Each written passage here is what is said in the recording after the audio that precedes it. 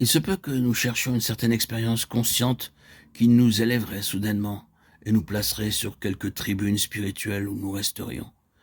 Mais la vraie vie est une vie de foi de chaque instant, éprouvant consciemment plus de l'incapacité que de la puissance, ayant foi dans la puissance de résurrection de Dieu, qui nous élève dans la faiblesse et nous rend capables de faire des choses impossibles. Dans le chapitre 2, nous lisons que Paul dut écrire pour reprendre les enfants de Dieu de l'Église à Corinthe. Se plaça-t-il sur un rang élevé, disant sévèrement « Vous conduisez très mal » ? Non. Mais il écrivit si tendrement. C'est dans une grande affliction, le cœur angoissé, et avec beaucoup de larmes que je vous ai écrit. Non pas afin que vous soyez attristés, mais afin que vous connaissiez l'amour extrême que j'ai pour vous. 2 Corinthiens 2,4. Paul accomplit ici son devoir envers Dieu, mais il le fait dans l'esprit de Jésus, le cœur angoissé et avec beaucoup de larmes. Peu d'entre nous sont ceux qui n'ont pas eu, dans une certaine situation, à prendre position avec Dieu vis-à-vis de leurs enfants, dans leur foyer ou de leurs collaborateurs. Nous devons être fidèles à Dieu, mais ce n'est que dans l'Esprit céleste qu'il est possible de traiter efficacement le péché dans les autres. Quand nous avons à reprendre, ce doit être le cœur angoissé et avec beaucoup de larmes. Nous ne pouvons pas savoir combien cela affecte de près notre marche journalière avec Dieu.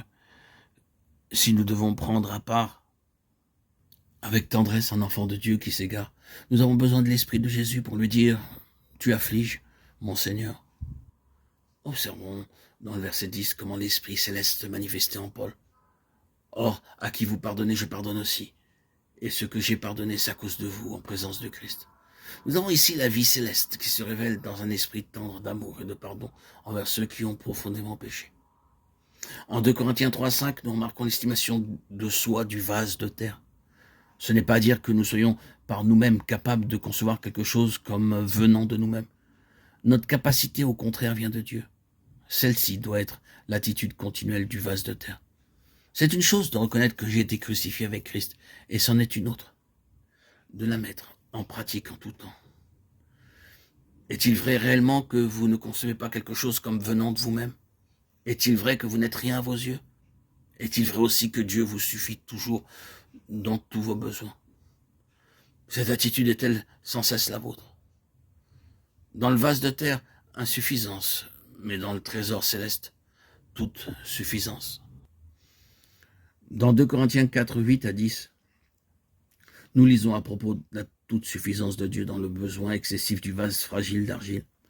Nous sommes pressés de toute manière, mais non réduits à l'extrémité, dans la détresse, mais non dans le désespoir, persécutés, mais non abandonnés, abattus, mais non perdus, portant toujours avec nous dans notre corps la mort de Jésus, afin que la vie de Jésus soit aussi manifestée dans notre corps. Combien admirablement tout se résout dans ces versets. Le vase de terre pressé, mais la vie céleste, non réduite à l'extrémité.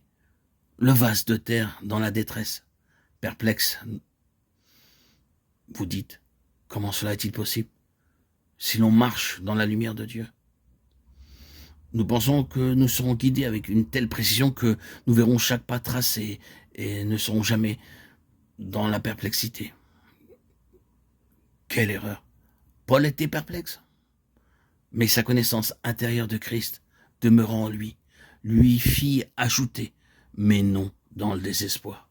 Comme s'il disait, le Seigneur ne va pas m'abandonner en ce temps de perplexité. Les choses peuvent paraître terriblement embrouillées, et je ne suis qu'un vase humain. Mais mon Père est fidèle. Il me conduira à travers ces choses. Je ne suis pas dans le désespoir.